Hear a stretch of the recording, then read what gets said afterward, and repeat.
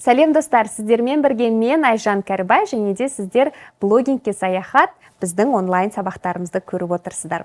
Достар, біз алдыңғы сабақта сіздермен көптеген инстаграмның қыр-сырларын біліп шықтық. Енді басты нәрсе контент планды қалай жасаймыз. Осы жайында сөйлесейік. Жалпы бұл стратегия менің беретін нәрсем тек қана инстаграмға байланысты емес. Оны сіздер кез келген блог жүргізуге қолдансаңыздар болады. Жалпы блог жүргізу дегеніміз жазу болғандықтан, ақпарат тарату болғандықтан, оны сіз өзіңіздің жұмысыңызға да, басқа да бір тек қана инстаграм емес, мысалға фейсбуктегі контентіңізге де, Twitter болсын, басқа да өзіңіздің жеке блог парақшаңызға да қолдансаңыз болады. Бірақ енді біз қазірде инстаграмның төңірегінде сөйлесетін боламыз. Жалпы контент план не үшін керек деген сұраққа жауап бере кетейік. Блогты біз өзіміз қонақ күтумен салыстыратын болсақ, егер де сіз үйіңізді жақсылап, қонақ күту алдында үйіңізді жақсылап жинайтын болсаңыз, қонақтарға кәдімгідей дайындалатын болсаңыз, шкафтардың сөрелерін барлығын шаңын сүртіп, әдемілеп киімдеріңізді жинап қоясыздар. Ол жаңа біздің профилімізді әрлеумен бірге тең.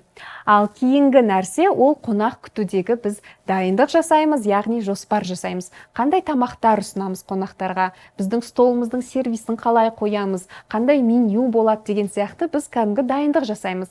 Дәл сол сияқты біз де контент планға дайындық жасау керекпіз.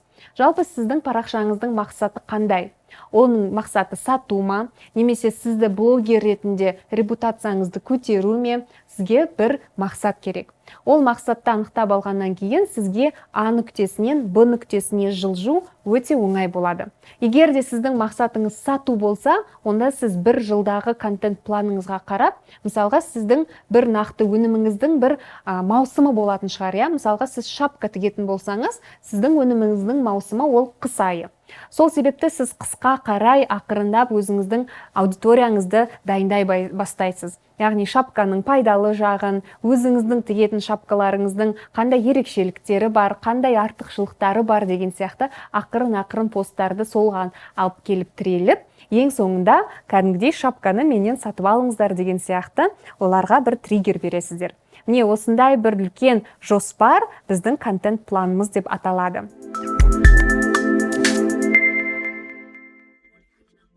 Жалпы бізге контент план не үшін керек болады? Ол жаңағы біз алдыңғы сабақта айтып кеткен белсенділікті арттыру үшін.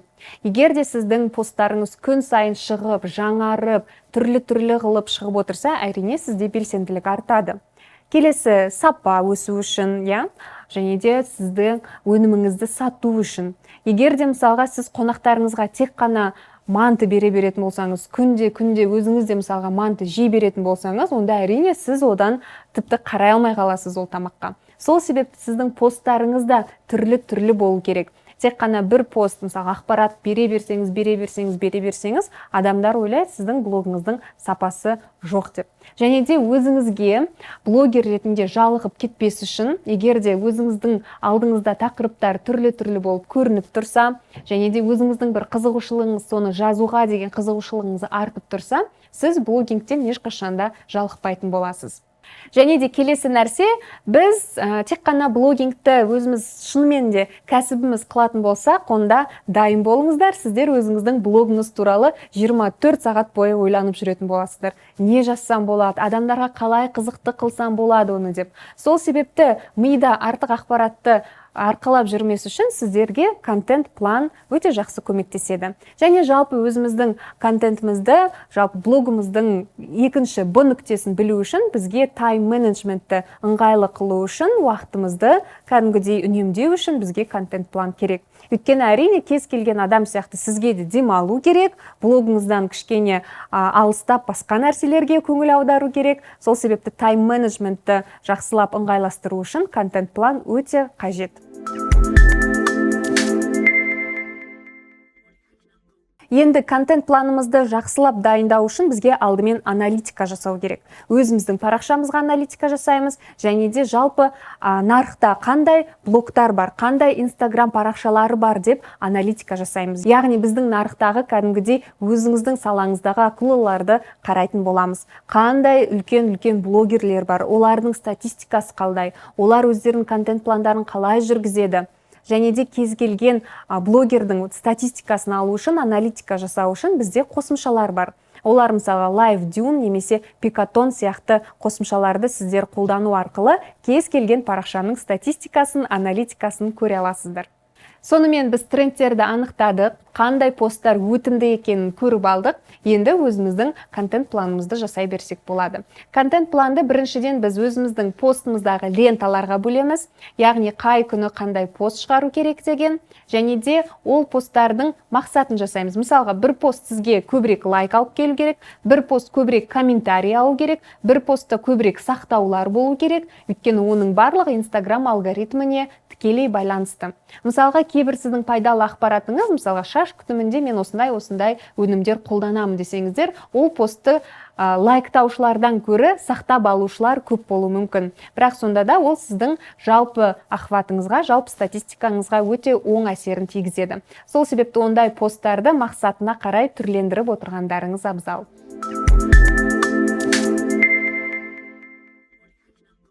Енді біздің лентамыздағы посттарға біз контент план жасадық. Енді біздің сторисімізге де ерекше, бөлекше контент план керек болады. Жалпы стористі қай уақыттарда жасаған дұрыс, қандай жиілікпен жасаған дұрыс, осының барлығын сіздер мақсаттың ішіне жазасыздар. Және де стористерді күнделікті шығару, ол адамға бір сериал немесе бір реалити шоу көріп отырғандай сондай бір әсер ету керек. Яғни сіздің өзіңіздің өміріңізде не болып жатыр, қандай өзгерістер болып жатыр. Мүмкін сіз өзіңіздің тұрып жатқан жеріңізден, қалаңыздан басқа жаққа көшіп жатқан шығарсыздар. Сол процестің бәрін сіздер сториске жасайтын болсаңыздар, салатын болсаңыздар, ол адам сізге кәдімгідей бір туысқаныңыз сияқты жақындай түседі. Сізді бұрыннан бір біліп жүрген досыңыз сияқты әсер қалыптастырады.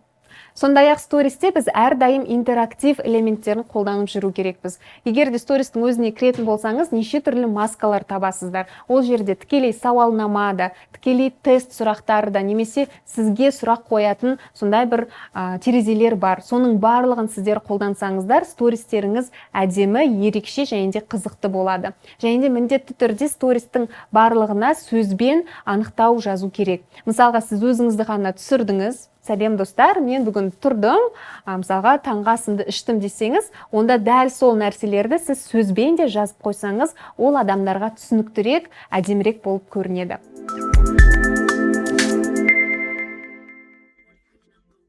Және де стористе сіздер тұрақты айдарда жүргізсеңіздер өте әдемі ерекше шығады. Ол айдарды сіздер өздеріңізге тиесілі хэштегпен жазып отырсаңыздар болады. Мысалға, менің күнделікті таңғы асым. Таңғы асқа сіздер не іштіңіздер, соны сіздер тұрақты түрде жүргізіп отырсаңыздар, кәдімгідей адамдарға дәл сіздің таңғы астарыңыз қызықты болатын адамдар жиналады.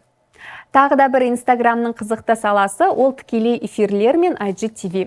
Бұл жерге де арнайы контент план жасаймыз. Яғни сіздер эфирлерді қай уақытта шығарасыздар, қандай тақырып бойынша шығарасыздар. Мүмкін бір басқа іс-шаралардан эфир шығаратын шығарсыздар, немесе басқа адамдарды қазірде шақырып өзіңіздің эфиріңізге сұхбат ретінде тікелей эфир жасауға болады. Қазіргі таңда тікелей эфирлердің өзектілігі өте жоғары, өйткені адамдар кәдімгідей әңгіме тыңдауды, пайдалы ақпарат алуға деген құштарлығы өте артуда. Сол себепті өзіңіз білетін таныс бір жүргізушілермен немесе қызықты тұлғалармен сіздер оларды шақырып өзіңіздің тікелей эфиріңізге сұхбат жасасаңыз болады.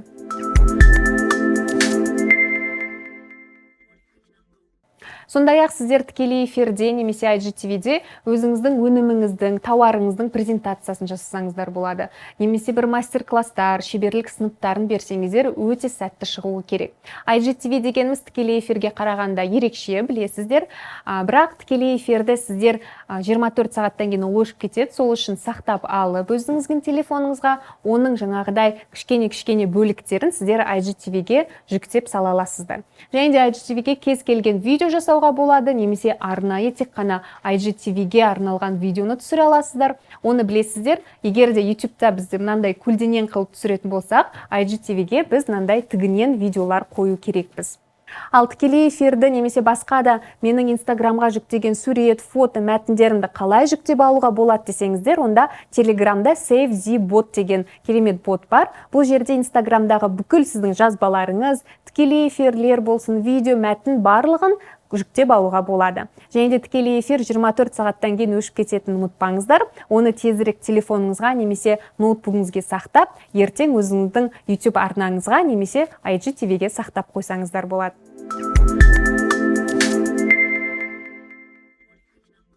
Сонымен достар, ең соңында контент планды қай алаңда жасайым деген өте жақсы сұрақ пайда болады. Контент план жасау үшін кез келген приложениялар жақсы келеді. SMM планер мысалға, Lateluck деген приложенияларды жүктеп алып, немесе өзіңіздің компьютеріңізде жай ғана Gmail'дің ішіндегі календарьды ашып, өзіңізге контент план жасай аласыз. Қай платформа сізге ыңғайлы болса, соны қарастырыңыздар. Немесе жай ғана Excel немесе Word'та да өзіңіз таблица жасап, сол жерге контент планыңызды жүктеп қойыңыз.